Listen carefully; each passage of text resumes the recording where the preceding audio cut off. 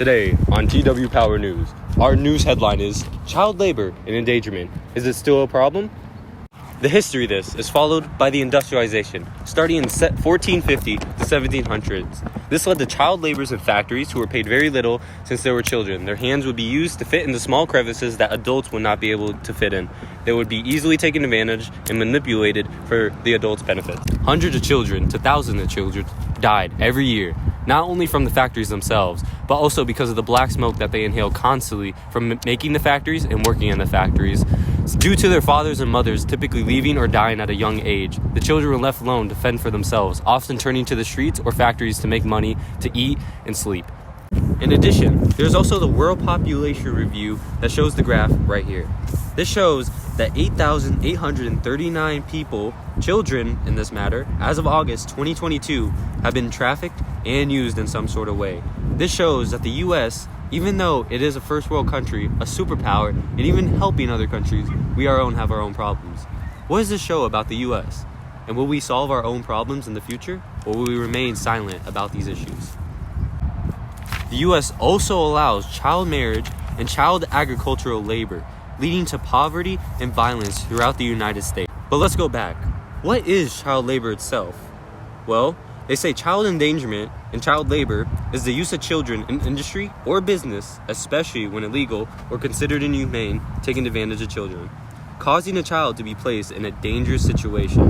The children are not only exposed to dangerous environments, they are abused, starved, exploited, and psychologically scarred to no return, all for the benefit of the adult. Our question is, how do third world countries abuse their power over their youth and don't provide proper protection for them? Well, UNICEF shows that statistics, 27% of all trafficking victims are children worldwide. It also shows that less developed countries with high birth rates and high death rates lead to child labor. This shows that in more developed countries such as the US and Canada, there's less human trafficking. The US is also not the only country that is exploiting their children and not paying attention to them. In Afghanistan, the Taliban that has been reigning for decades has also been exploiting their children. Over here is Dr. Professor Mr. Aidan McColl, who knows all about them.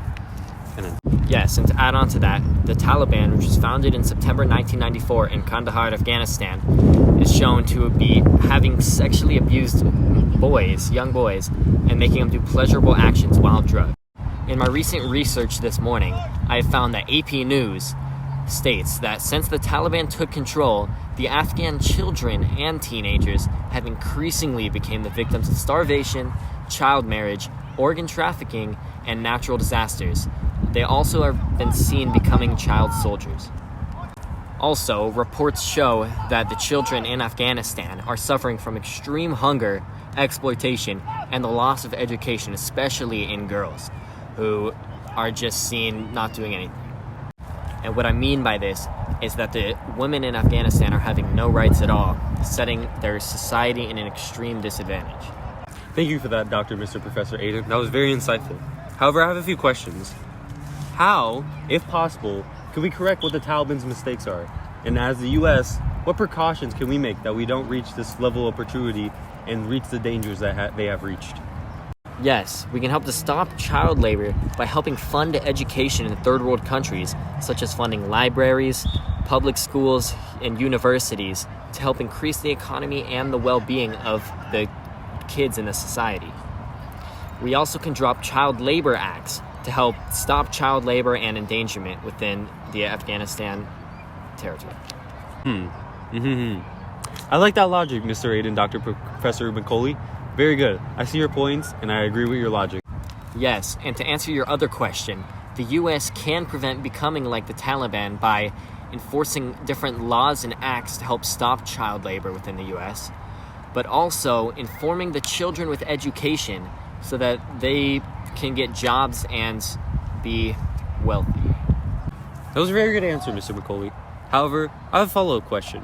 What do you mean exactly by wealthy inside the United States? How does this help our economy from becoming the Taliban, as you stated? Thank you for asking. And what I mean by becoming more wealthy is that as the economy flourishes with the wealth of the next generation, with money and education, we'll be less attracted to the use of child labor because we want them to become as wealthy and educated as we currently are. And this will also help the economy flourish even further and be an example for third world countries such as Afghanistan. Thank you for further explaining that, Mr. Dr. Professor Aidan McCollum. That was very insightful, and now we know more about the Taliban. Thank you for your time, and I hope you enjoyed your time on TW Power News. No, thank you, Dr. Mahmood, for having me on today's show and having me speak my opinion on the detrimental effects of child labor and endangerment. Now we know more about how the Taliban sexually abuses the children and puts them in an endangered situation, making them work and fight for their own benefit. Now what is this? I'm getting a call from TW Powers himself over here in China. Now he's going to talk about how in China they child labor them and also outsource over there and cause issues. Let's hand it over to my boy. I am live outside of a Nike factory right now in China, discovering the terrible conditions these kids are in. It is completely unethical to have these Chinese kids working in these terrible conditions. Many are having terrible injuries received in these factories. It is really disappointing to see this large country of China to be still having these laws intact, to where these children are just in terrible conditions, lasting injuries that will scar them for the rest of their lives. Oh my God, Tristan, that is such horrible news to hear. From a country itself, not even a corporation, they're letting this go. What other information have you found out in China regarding these issues? Yes, thank you for coming back. I'm actually in this new area, a new factory by the company Shein. It is also using these child endangerment and labor forces. I'm here on the scene in front of the Shein factory. This factory has been shown in many displays of social media. As you can see, I'm just unbelieved right now. This is terrible conditions for children to be working in. You see, there's scattered pieces of plastic and cloth, and this is just terrible for children to be in.